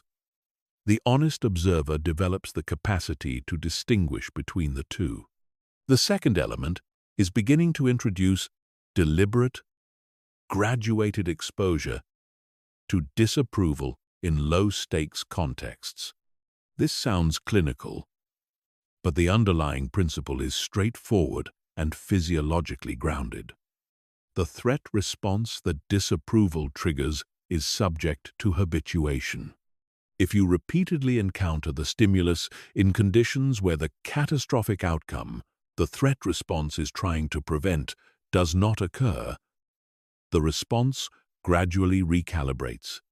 The nervous system learns, through direct experience rather than through instruction, that disapproval is survivable more than survivable, that it is simply an event, that the world continues, that you remain intact, that nothing of genuine importance is actually lost. This learning cannot happen through reasoning alone. It has to happen through experience, which means you have to create experiences in which you risk disapproval and observe what actually follows. In practice, this means beginning to say things you actually think in situations where you would previously have calculated what was most likely to be approved of. It means maintaining a position under moderate social pressure in situations where you would previously have accommodated the pressure. It means allowing people to be disappointed in you in low-stakes situations without rushing to repair the disappointment before you have had a chance to feel what it actually feels like and observe that it is bearable. It means declining things you would previously have agreed to out of the need to be seen as accommodating rather than the genuine desire to help. Each of these small acts of divergence from the approval-seeking default is, neurologically, a small dose of exposure therapy. Each one adds to the accumulating evidence that disapproval is not the catastrophe the threat response predicts, and that evidence compounds. The third element, and the one that is most often overlooked in discussions of approval seeking, is developing a relationship with your own evaluation of yourself that is rigorous and honest enough to serve as a genuine alternative to external feedback. Most people who are dependent on external validation have, in some important sense, vacated their own judgment seat. They have stopped trusting their own assessment of their work, their character, their decisions, partly because the self-assessment was never trained to be reliable, partly because external feedback became the primary source of calibration so early that the internal calibration was never fully developed. The result is a vacuum where genuine self-knowledge should be, and external validation rushes in to fill it. Filling that vacuum requires building genuine self-knowledge, real, specific, evidence-based understanding of what you actually value, what you are actually good at, where your genuine weaknesses lie, what kind of behavior you can honestly be proud of, and what kind you cannot. This is not the same as positive self-talk. Positive self-talk fills the vacuum with pleasant noise. Genuine self-knowledge fills it with something true, which is far more durable. When you know with specificity what your actual values are and can point to actual behavioral evidence that you act on them, the external verdict on your worth becomes genuinely less important, not because you have decided it should be less important, but because you now have a more reliable source of information. You have an interior standard that your own behavior can be evaluated against, and that standard belongs to you in a way that other people's opinions never can. The timeline for this work is not short, and anyone who tells you otherwise is selling something. The approval dependency took decades to build. Dismantling it meaningfully takes years of consistent practice, not dramatic transformation moments, not retreats or breakthroughs, but the steady, unglamorous accumulation of experiences in which you chose authenticity over approval and discovered repeatedly that the sky did not fall. The confidence that results from this accumulation is unlike anything that can be manufactured from the outside in. It is quiet. It does not announce itself. It is not the booming self-assurance of someone who has convinced themselves they are great. It is the settled ease of someone who has stopped needing to be convinced of anything about themselves at all. Chapter 13. Social Courage versus Social Performance. The most socially respected people in any environment are almost never the most polished. They are not the most carefully managed in their self-presentation, not the most skilled at calibrating their output to the expectations of the room, not the most practiced at saying exactly what is most likely to land well with exactly this audience in exactly this moment. What they are, consistently and almost without exception, is the most honest, not honest in the blunt, unfiltered sense of someone who has decided that candor is a license to be careless with others' feelings. Honest in a more precise and more demanding sense, willing to say what they actually think, to hold positions that are genuinely their own, to acknowledge things that are uncomfortable to acknowledge, to tell the room what it needs to hear, even in the moments when what it needs to hear differs significantly from what it wants to hear. This is social courage. And social courage is among the rarest qualities in human social life, which is precisely why it commands such disproportionate respect when it appears. The rarity is not accidental. Social courage is rare because it directly challenges the approval-seeking mechanism that governs the behavior of most people in most social situations. Every time you say something true that might be unwelcome, every time you maintain a position that the room is pushing back against, every time you name an uncomfortable reality that everyone present has been carefully avoiding, every time you give feedback that serves the recipient's growth rather than their momentary comfort, you are risking disapproval. You are risking the possibility that people will think less of you, that the social transaction will not go smoothly, that you will be the person who made things difficult rather than the person who made things easy. The approval-seeking mechanism treats these possibilities as threats and generates the corresponding discomfort, the pull toward accommodation, toward saying what sounds better even if it is less true. toward managing the social surface rather than engaging honestly with the substance beneath it. Social performance is the alternative that the approval-seeking mechanism produces when social courage is too costly. Social performance is the careful management of your output to maximize approval, the calibration of what you say, how you say it, when you agree, and when you tactfully redirect rather than directly disagree. The whole elaborate apparatus of social impression management that most people operate continuously without recognizing it as performance at all. Social performance is not necessarily dishonest in any dramatic sense. It does not always involve saying things you know to be false. More often it involves saying things that are technically true but selectively chosen for their palatability. Agreeing with things you are not fully convinced by, rather than registering your reservation. Staying silent in moments where speaking would be honest but might create friction. It is dishonesty of omission, dishonesty of emphasis, dishonesty by emphasis on what is welcome over what is real. The social cost of sustained performance is substantial and accumulates in ways that are not always immediately visible. The most obvious cost is to trust. Genuine trust, the kind that makes people willing to bring you their real problems, give you their honest reactions, and rely on you when the stakes are high, requires the belief that what you are getting from someone is actually what they think, rather than a version of what they think has been shaped to be well received.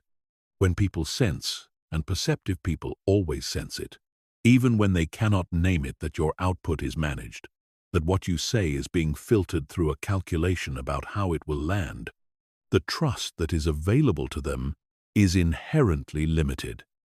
They can trust you to be pleasant, to be agreeable, to navigate the social surface competently. They cannot trust you to tell them something that matters when telling them might cost you something. And the trust that actually matters, the trust that generates deep respect and genuine reliance, is precisely that second kind. A second cost of sustained social performance is the quality of your relationships over time. Relationships in which both parties are managing their output rather than expressing their actual experience remain at a certain depth, comfortable, pleasant perhaps, but fundamentally shallow in the sense that the people in them do not truly know each other. They know the managed versions of each other. They know the versions that have been edited for palatability, the versions that have been shaped to maintain the social surface of the relationship. These relationships can last for years and even feel satisfying in certain moods, but they tend not to survive the moments that require genuine knowing of the other person, the difficult decisions, the real crises, the moments when what is needed is someone who will tell you the truth, even when the truth is hard. Relationships that have been built on performance do not have those resources available, because performance trades the depth that honest engagement builds for the smoothness that managed engagement produces. The transition from social performance to social courage is not a single decision. It is a practice, and it begins in the smallest possible register. You do not start by telling the most powerful person in your professional world something they do not want to hear in the highest stakes meeting of the year. You start by noticing, in low-stakes conversations, the moments when what you are about to say has been shaped by the question of how it will be received rather than by what you actually think. You start by pausing in those moments, not to override the performance impulse dramatically, but simply to notice that it is operating. Then, gradually, in situations where the social cost is low enough to be bearable, you begin to choose the honest response over the managed one. You offer the reservation you would previously have kept to yourself. You maintain the position that you would previously have quietly abandoned when it met resistance. You name the thing in the room that everyone is working around. What you discover, in almost every case, is that the response is not what the approval-seeking mechanism predicted. People do not reject you for being honest. More often they do the opposite. They engage more deeply. They trust you more readily. They come back to you with the real things rather than the polished things, because they have experienced you as someone who can handle the real things. The social courage that felt costly before it was attempted turns out, more often than not, to be the thing that actually builds the relationships and the reputation that the performance was trying to manufacture. Not because honesty is a strategy for earning trust, it is not a strategy at all when it is genuine, but because it is what trust is actually made of, and what trust made of tends to produce. Chapter 14. The compounding effect of self-respect. There is a law operating in the domain of how people are treated by others, and it has the reliability of a physical law, even though it belongs entirely to the realm of psychology and social dynamics. The law is this: the standards you hold for how you are treated become, over time, the standards that others apply when they treat you. Not because you enforce them through confrontation, not because you announce them through explicit statement, but because the accumulated, consistent expression of those standards in your behavior trains the people around you gradually, thoroughly, and often without any of them being consciously aware it is happening in exactly what is and is not acceptable in their relationship with you. You teach people how to treat you, not primarily through what you say about how you want to be treated, but through what you accept, what you refuse, what you let pass without comment, and what you address, what you reward with your continued presence and what you withdraw from. These are the lessons that actually land, and they land at the level that actually changes behavior. This is the compounding effect of self-respect, and understanding it in full changes the way you understand the social dynamics that have shaped your relationships and your standing in every environment you inhabit. The person who accepts dismissiveness because confronting it feels more costly than absorbing it is not simply making a single pragmatic decision in a difficult moment. They are sending a signal, quiet, consistent, accumulated over time, that dismissiveness is a cost they are willing to bear in exchange for continued belonging. That signal is received and incorporated into the other person's model of this relationship, and it shapes their subsequent behavior, not necessarily through deliberate calculation on their part, often entirely without their awareness, but through the simple psychological mechanism by which people's behavior in relationships is shaped by what relationship has demonstrated it will tolerate. The inverse operates with equal consistency and equal force. The person who, without drama or explicit statement, consistently responds to dismissiveness by withdrawing their engagement rather than absorbing the cost, who maintains a standard for how they are addressed and engaged with that, is calm, non-aggressive, but real, sends an equally consistent signal. That signal trains the people around them in a different set of expectations, over time, without any single moment of confrontation, without any dramatic assertion of standards or explicit renegotiation of the terms of the relationship. The social environment around this person shifts to reflect what they have consistently demonstrated they will and will not accept. The relationships that remain are ones that meet the standard. The relationships that cannot meet the standard tend, gradually and without crisis, to reduce in intimacy and frequency in ways that reflect the genuine mismatch. The social environment becomes a reflection of the standard the person has held consistently for themselves. What is compounding about this effect is that it operates across time in a way that makes early choices disproportionately consequential.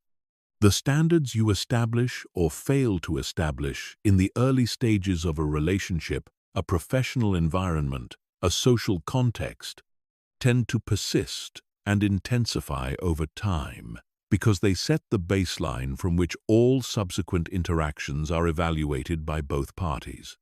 When you establish early, through consistent behavior rather than explicit statement, that you are someone who engages seriously and expects to be engaged with seriously, that you bring genuine quality and expect genuine respect for that quality, that you are someone whose time and attention are genuinely valuable, and therefore not available without limit to whoever would consume them without reciprocation, these standards become embedded in the relationship's structure.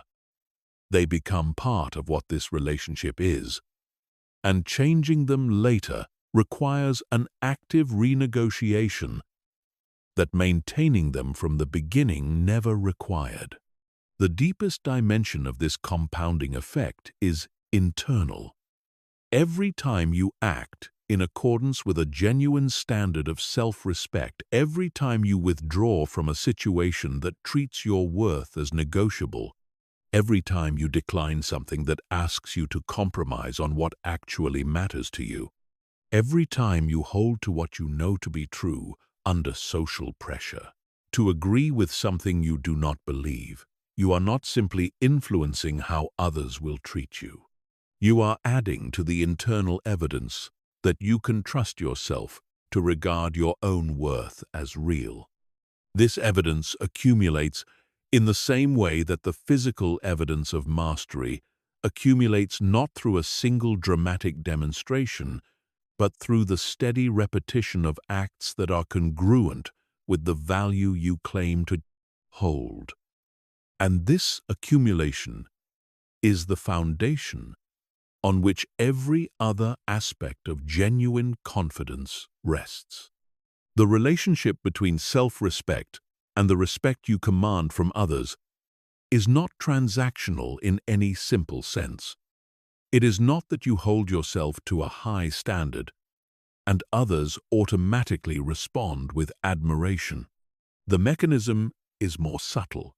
It is that the person who genuinely regards their own worth as real, who is not performing self-regard, but actually inhabiting it, interacts with the world in ways that reflect that reality at every level of their blank-forming behavior.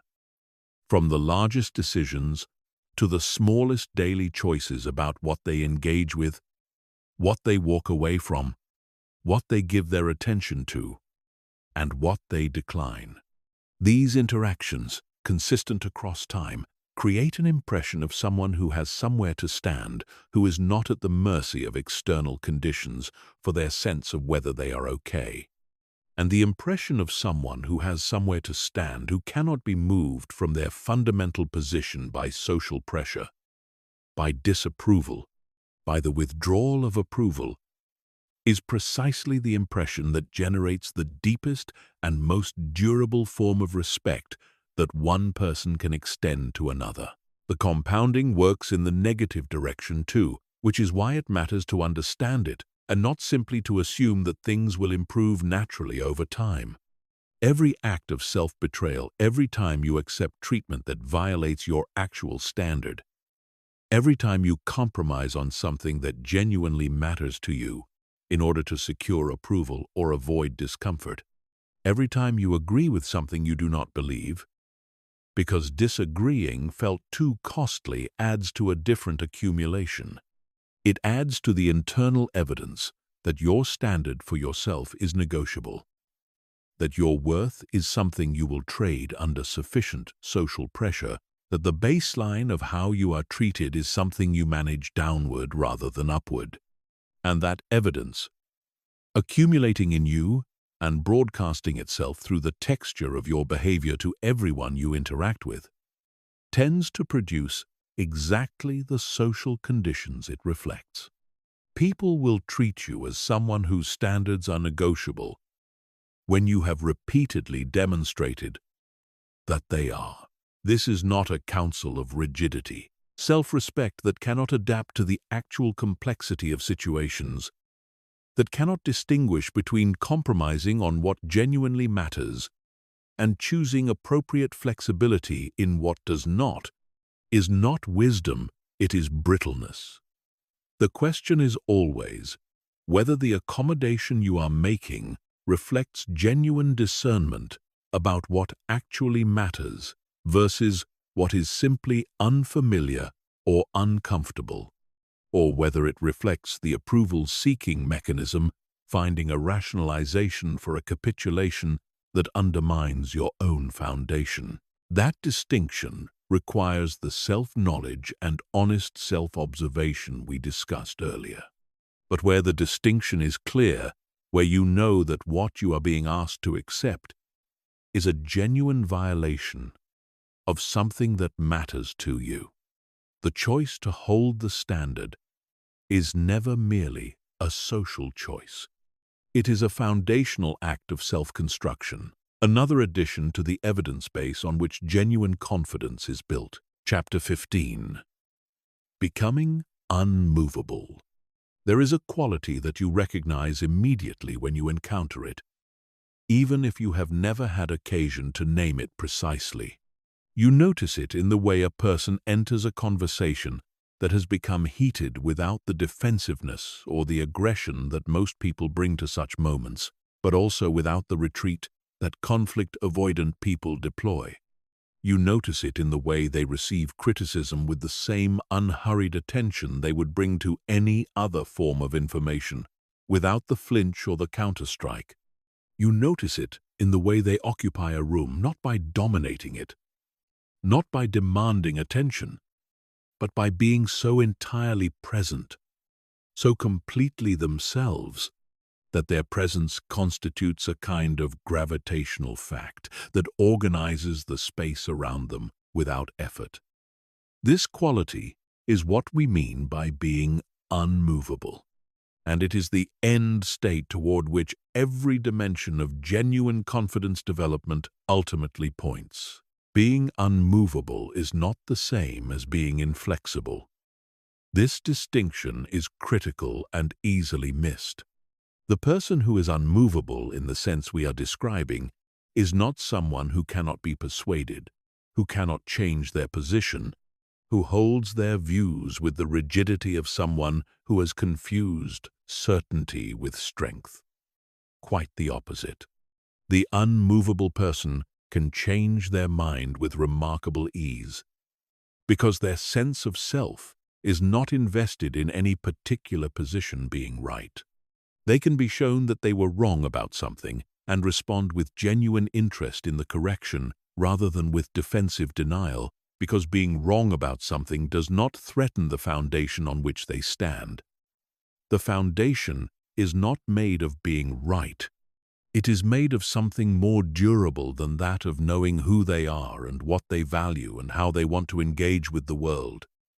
Independent of whether any particular belief or position survives contact with evidence, what they cannot be moved from is the center itself. They cannot be moved from their fundamental sense of their own worth by social pressure, by criticism, by disapproval, by the withdrawal of approval, by conflict, by the discovery that they have made a mistake, by rejection, by failure. These experiences happen to them. They are not immune to any of them. But none of these experiences has the power to remove them from the ground they stand on. They feel the impact of the experience, and then they return, with the reliability of a gyroscope, to the center, not through effort, not through the application of a coping strategy, but through what might be described as a kind of trained, natural buoyancy. a quality developed over years of consistent practice that has become, eventually, something close to second nature. The path to this quality is long, and it would be dishonest to describe it otherwise. There are no shortcuts to becoming unmovable in the sense we are describing, because becoming unmovable is not the acquisition of a technique or the installation of a belief.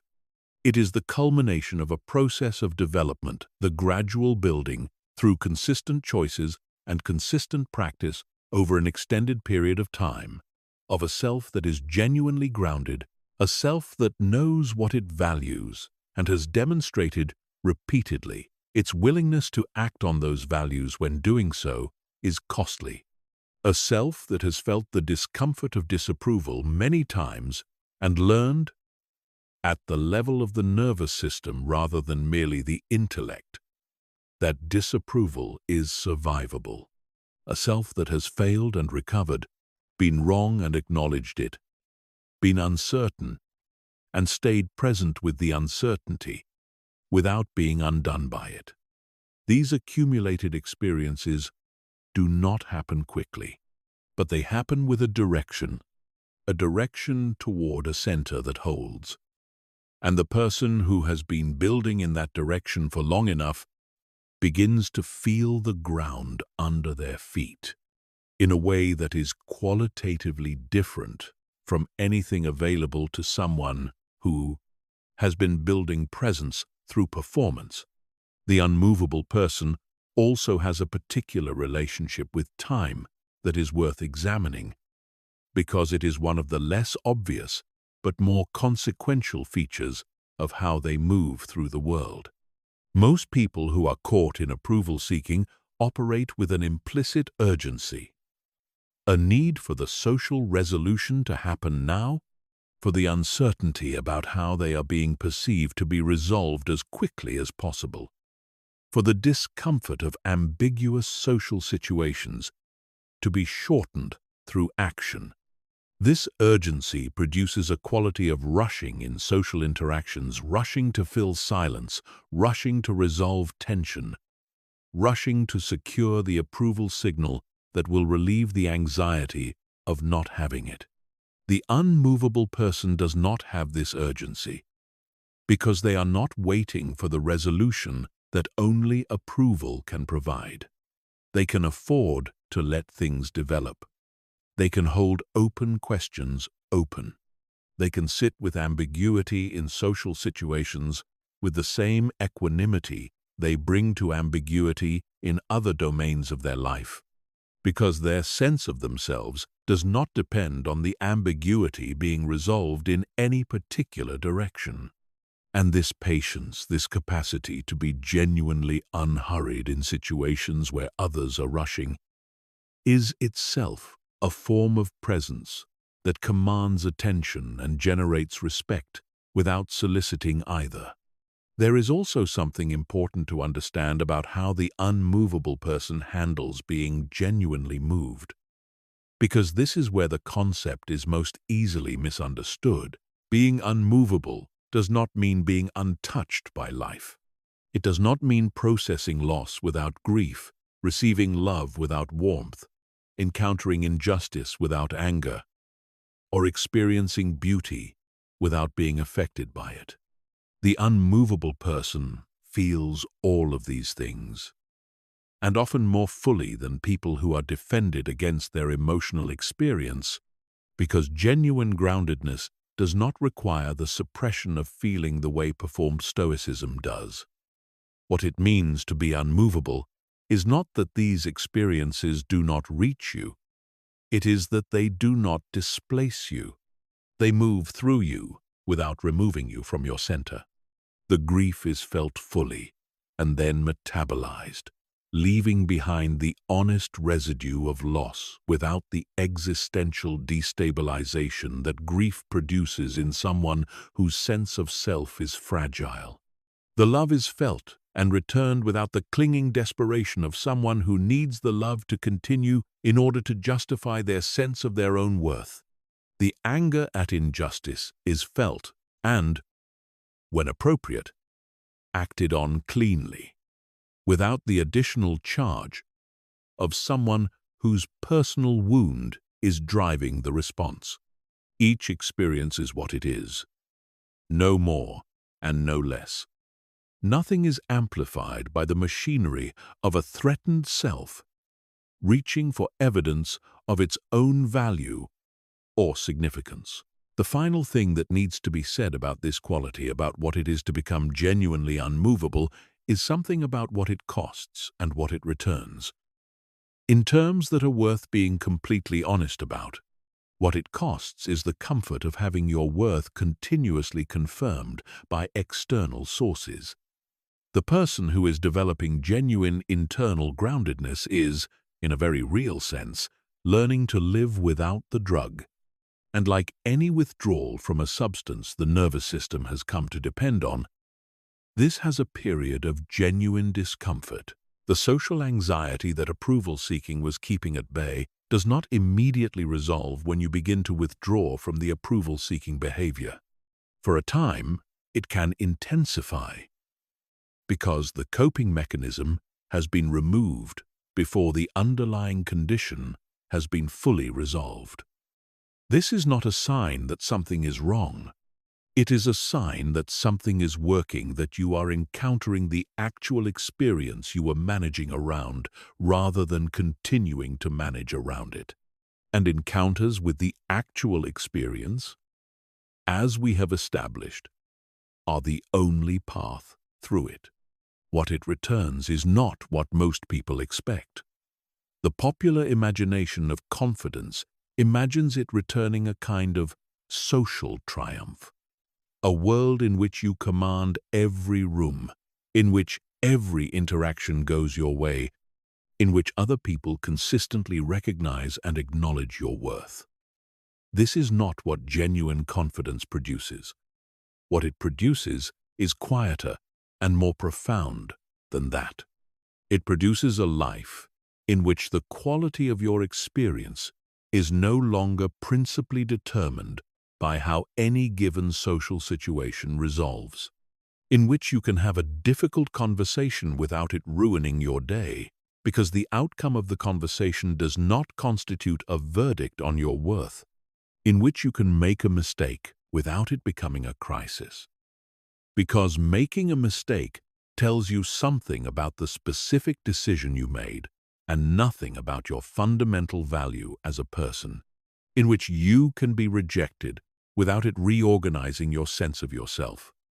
Because you know, at a level that social feedback cannot reach, that your worth is not the other person's to assign. This is what it means to have nothing to prove. Not the performed version, not the person who announces that they have nothing to prove, which is always a sign that they do. The actual version. The person who simply does not experience social situations as occasions on which their worth is being adjudicated, because the adjudication is complete. Not because they have decided they are great, not because they have convinced themselves of their own value through a regime of affirmation, but because they have built, slowly and honestly, and through the actual work, an interior life that is grounded enough that the exterior world's assessment of it, however it comes and whatever form it takes, does not reach the foundation. The person who lives from this foundation moves through the world differently. They speak differently, with an ease that is not studied and a directness that does not require courage, because it does not feel like courage to say what you actually think. When what you think is something you genuinely know and are genuinely willing to stand behind. They listen differently without the divided attention of someone who is simultaneously composing their own contribution and managing the impression their silence is creating. They handle conflict differently, with a groundedness that can engage with the substance of the disagreement, without being destabilized by the fact of the disagreement itself. They receive success and failure differently, with a proportionality that neither inflates the good moments into evidence of their worth, nor deflates the bad moments into evidence of their worthlessness. They are, in the fullest sense, themselves, not a performance of themselves, not a managed version of themselves calibrated for maximum social return, but the actual thing. And the actual thing, when it is present in its full, undiluted expression, is something that other people's nervous systems recognize and respond to with something that has no better name than respect. This is the destination, not a personality type you have to become, not a set of behaviors you have to master, not a level of social success you have to achieve.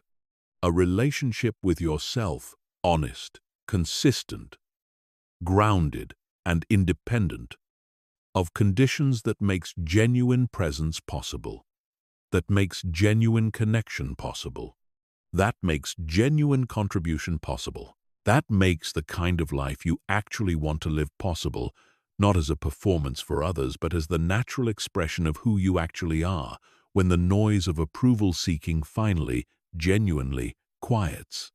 The question is not whether this is available to you. It is.